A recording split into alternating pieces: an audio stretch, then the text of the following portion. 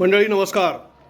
मंडळी, सर्वोच्च न्यायालयानं काल एक सगळ्या राज्यांच्या संदर्भामधल्या राज्यपालांच्या अधिकारांच्या संदर्भामध्ये एक मोठा निर्णय दिलेला आहे आणि हा निर्णय नेमका काय आहे हे समजून घेण्याची आवश्यकता आहे.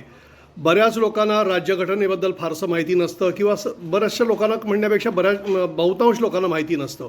राज्यघटना नेमकं काय आहे, त्याच्यातल्या तरतुदी काय आहेत, राज्यपालांची नेमकी आवश्यकता काय आहे आणि राज्यपालांना नेमके काय अधिकार आहेत.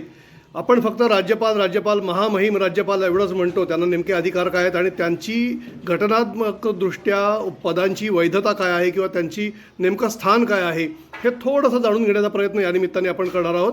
त्यापूर्वी आपण असं हे बघूया की सर्वोच्च न्यायालयाने काल काय म्हटलेलं आहे.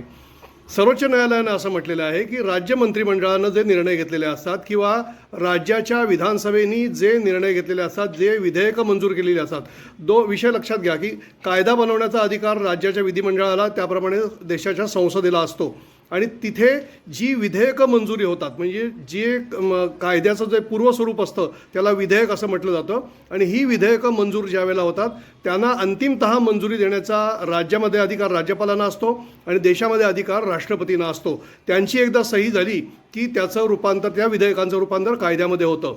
आता राज्य मंत्रिमंडळानं किंवा राज्याच्या विधानसभेने जे निर्णय घेतलेत किंवा जी विधेयकं मंजूर केलेली आहेत ती मंजूर करायला तामिळनाडूच्या राज्यपालांनी अमर्याद काळ घेतला आणि त्यामुळे तिथली विधेयकं जी आहे ती कायद्यामध्ये रूपांतरित होऊ शकली नाहीत. याच्या विरोधामध्ये तिथल्या सरकारनं सर्वोच्च न्यायालयामध्ये धाव घेतली.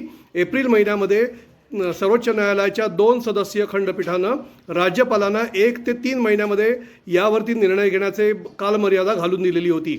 ही कालमर्यादा घालून दिल्यानंतर राष्ट्रपतींनी सर्वोच्च न्यायालयाला पत्र लिहिलं. कलम 143(1) त्यांनी आधार घेतला आणि 14 प्रश्न सर्वोच्च न्यायालयाला विचारले आणि सर्वोच्च न्यायालयाने या 14 प्रश्नांची उत्तरं द्यावीत अशा पद्धतीची मागणी केली.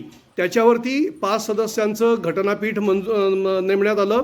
त्याचे देशाचे मुख्य सरन्यायाधीश जे आहेत ते प्रमुख होते. त्या सदस्यांनी काल निर्णय दिला. त्यांनी असं म्हटलं की राज्यपालांना अशा पद्धतीच्या कालमर्यादा घालून देण्यात येणार नाही. राज्यपालांनी विवेकानं आपला निर्णय घ्यावा. घटनेचं कलम 200 जे आहे त्यानुसार राज्यपालांना अशा पद्धतीची कालमर्यादा घालून देता येणार नाही. आता प्रश्न असा निर्माण होतो की राज्यपाल ही विधेयकं का रोखतात किंवा अशा पद्धतीचा विरोध का होतो. हा विरोध काँग्रेसच्या काळापासूनही सुरू आहे, आत्ताच्याही सरकारकडून सुरू आहेत. राज्याच्या सरकारांनी केंद्राला अभिप्रेत असणारी धोरणं किंवा तशा पद्धतीने काम केलं नाही तर त्याच्यावरती अंकुश ठेवण्याचं जे काम आहे ते राज्यपाल करतात. ते वेगवेगळे मार्ग असतात. काँग्रेसच्या काळामध्ये सरकार बरखास्तीचे मार्ग होते, यावेळेला विधेयकं रोखून धरण्याचे मार्ग आहेत.